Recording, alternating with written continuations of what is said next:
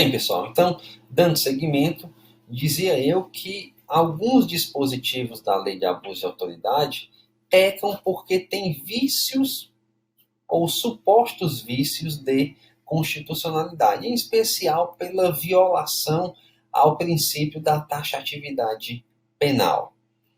Alega-se, e eu defendo isso em alguns dispositivos, que a vagueza das expressões, a indefinição da conduta que se pretendeu proibir, traz uma insegurança jurídica muito grande, de modo que é legítimo que haja uma insegurança, embora a questão do dolo específico seja uma válvula de escape, mas que ninguém quer chegar a esse ponto. Você quer saber objetivamente, eu posso isso, eu não posso aquilo, e aí fica tudo objetivado, sem que se precise socorrer de escusas quanto ao elemento subjetivo. Vamos aqui então dar uma olhada nesses dispositivos um a um.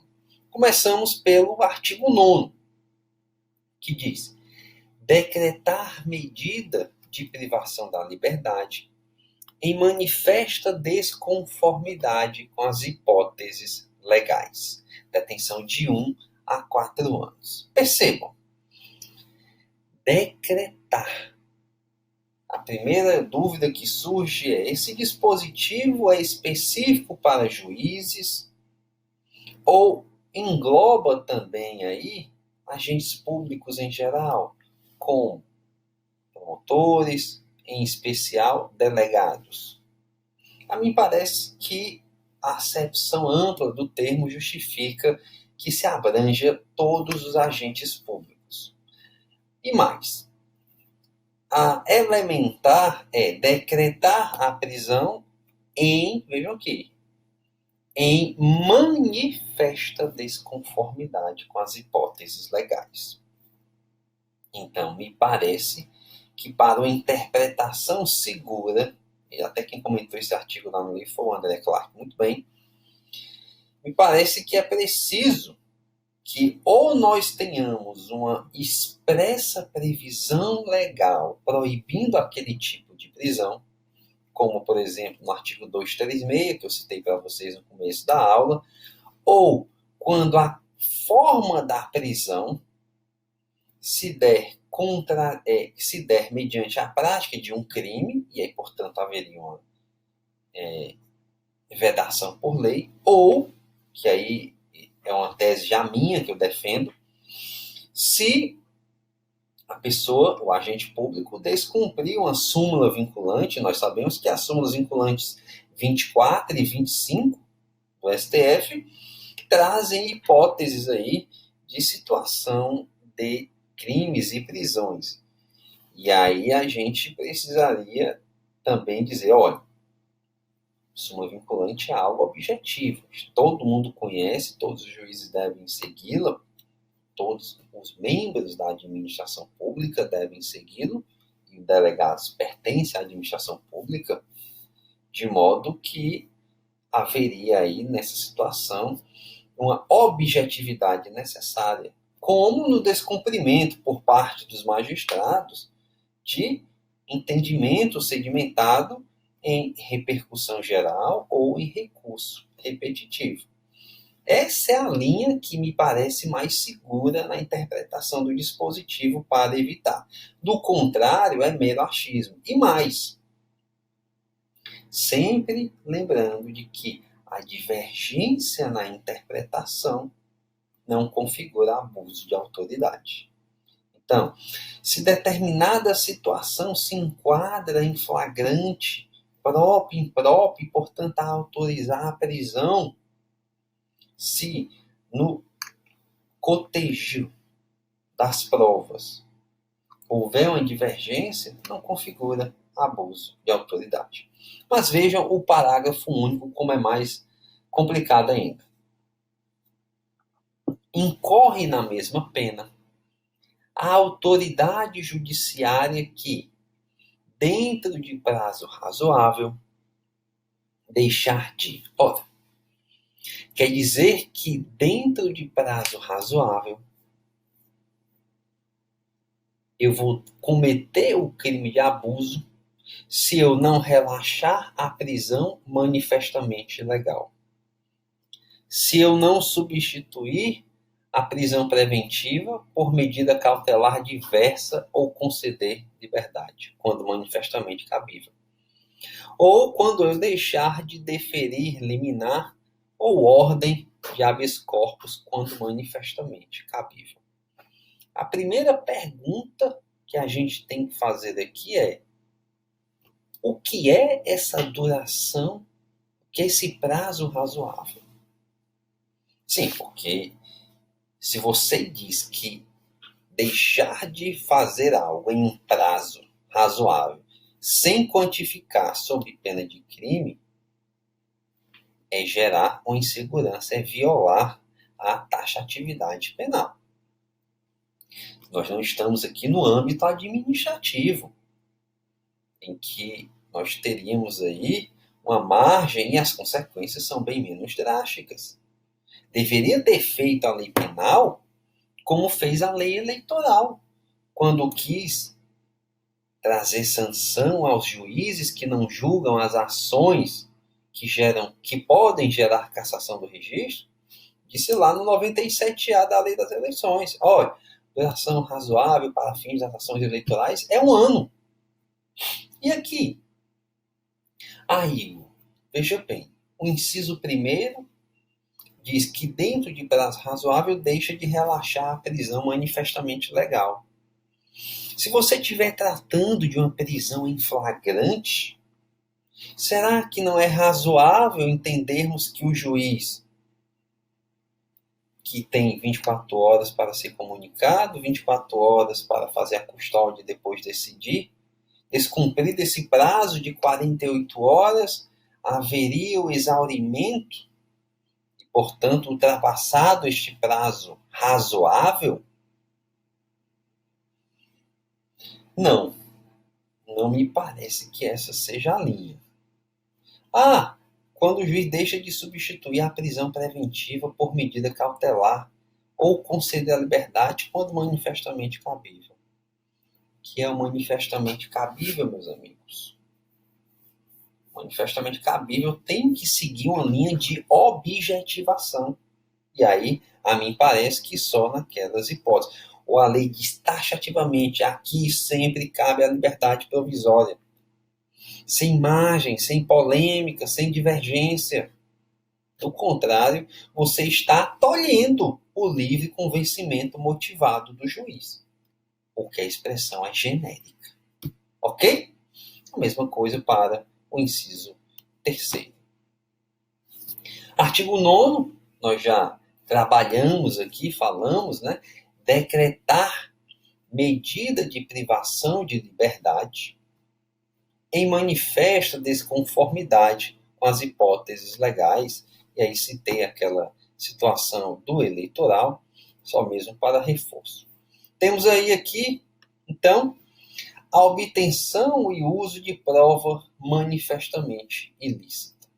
Percebam, artigo 25. Proceder à obtenção de prova em procedimento de investigação ou fiscalização por meio manifestamente ilícito. Mais uma vez, o que é o meio manifestamente ilícito? Aqui, para que nós tenhamos uma objetivação, faz-se necessário também que nós entendamos que é ou contra expressa disposição de lei ou mediante a prática de crimes. Ora, se eu procedo à obtenção de uma prova mediante tortura, ninguém tem dúvida de que esse meio é manifestamente ilícito. Se eu procedo a uma busca e apreensão depois das 20 horas na casa de alguém, é claro que há meio manifestamente ilícito. Nós temos disposições objetivas a proibirem esse tipo de comportamento, de coleta de prova. Então não há dúvidas. O parágrafo único diz que incorre na mesma pena quem faz uso de prova em desfavor do investigado ou fiscalizado com prévio conhecimento de sua ilicitude. Aqui seria algo para você conjugar os desígnios, não é verdade? Ora, eu posso dizer, olha, policial, vai lá, chega junto no cara, dá um recado nele, se precisar, uns tabefes nele, mas traz a confissão. E aí ele traz a confissão e eu tenho conhecimento do meio ilícito de produção daquela prova e mesmo assim eu uso. Claro que, nesse caso, eu devo responder por abuso de autoridade, não é verdade? Então, não tem dúvidas. Perceberam como as penas são baixas? Perceberam aqui? Detenção de 1 a 4 anos? Perceberam no artigo 9º? Detenção de 1 a 4 anos e multa? O que isso significa dizer? Cabe suspensão condicional do processo. E aí, meus amigos, suspensão, o não oferecimento da suspensão, lembrem-se disso, é passível de preclusão. A defesa, na primeira oportunidade que tem para se manifestar sobre a denúncia, se não o fizer, preclui o entendimento do STJ aí, tranquilo. Tá bom? É um direito subjetivo do réu? Bem, o Ministério Público tem que apontar as razões pelas quais não está apresentando a suspensão. Se não o fizer, o juiz pode remeter para quem de direito. No caso do abuso de autoridade, vai depender. Se você estiver com denúncia contra o promotor e o PGJ não ofereceu, quem vai ser o órgão revisor aí? Mas no caso do delegado, não tem dúvida. O promotor é quem denuncia. Se o juiz verificar que o promotor não ofereceu a suspensão, manteve uma recusa imotivada, remete para o PGJ. Beleza? Muito bem. Então vamos em frente, que atrás vem gente. O que mais aqui? Só aqui citando, né, um trecho do livro para ficar amarrado. Tal como ocorre no artigo 9º, a expressão meio manifestamente ilícito, por ser extremamente genérico, não permite que se conheça a priori quais condutas exatamente se quer proibir.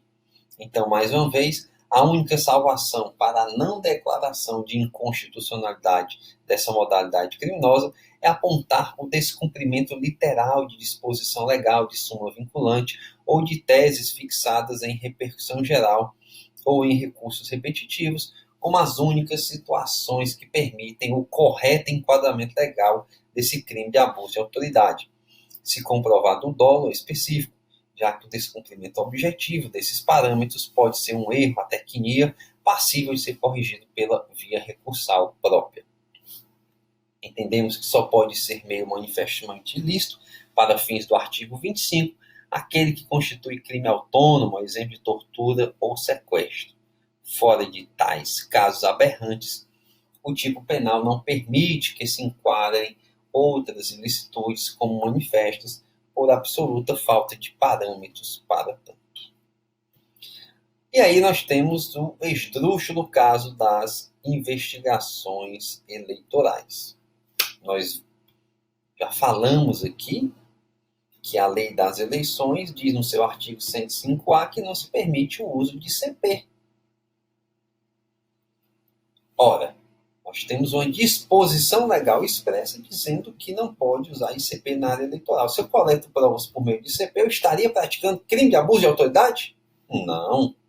Até porque, já falei, o entendimento do TSE no sentido que esse dispositivo não tem mais aplicabilidade. Há votos apontando a sua inconstitucionalidade, há votos apontando a interpretação conforme, e os acórdãos todos são no sentido de que pode ser usado ICP na área eleitoral para coletar provas.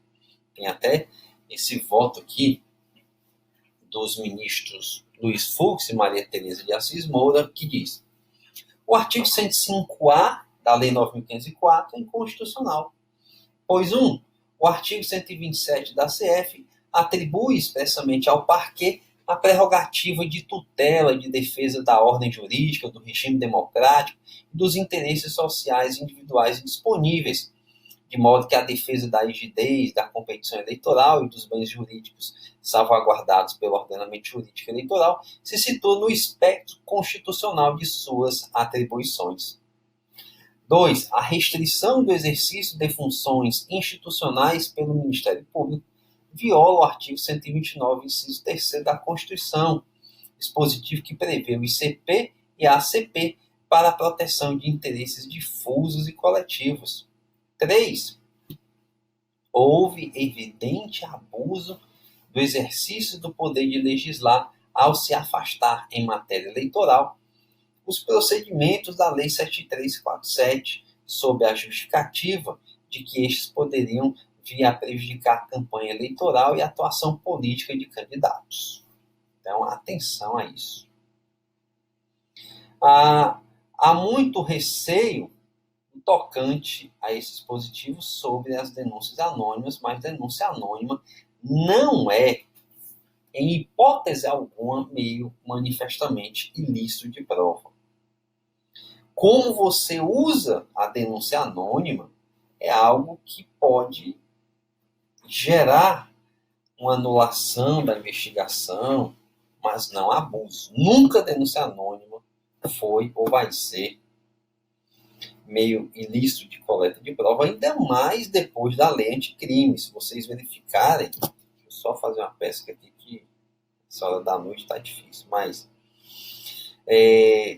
a modificação da lei 13.608 pela lei anticrime veio exatamente fomentar e estimular o uso das denúncias anônimas, tá bom? Então é muito importante que vocês percebam isso. Vamos lá. Diligências investigativas do Ministério Público em crimes contra a administração pública. Também já falamos disso, né? Comparecimento a repartições públicas não é algo ilegal e deve ser compreendido como meio manifestamente ilícito. E aí o artigo 27, que é outro que gera muito receio, em especial nos promotores. Vejam aqui, artigo 27. Requisitar instauração ou instaurar procedimento investigatório de infração penal ou administrativa em desfavor de alguém, a falta de qualquer indício da prática de crime, de ilícito funcional ou de infração administrativa.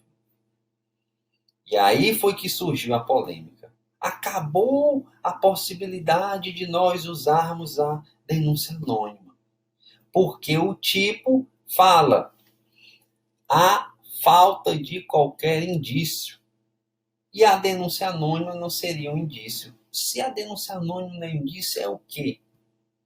E mais, nós precisamos fazer a diferenciação. O tipo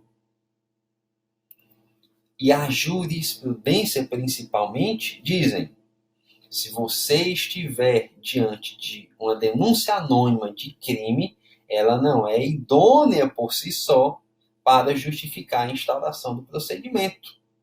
Mas, se você estiver falando de um ilícito cível, de um ilícito administrativo, ela é um caminho para apurações.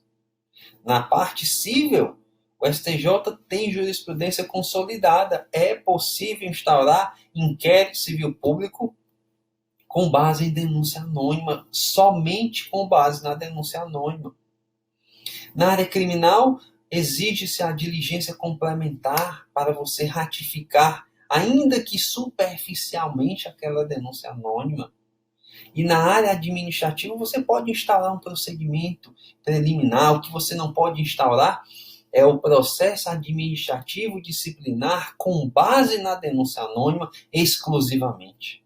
Nós temos até uma súmula recente do STJ, a 611, que trata dessa matéria. Eu fiz até um slidezinho aqui sobre isso. Mas veja um parágrafo único. Não há crime quando se tratar de sindicância ou investigação preliminar sumária devidamente justificável. E aí a gente tem algumas disposições legais que bloqueiam a possibilidade de incidência. Mas a gente vai continuar no próximo bloco, tá bom? Grande abraço.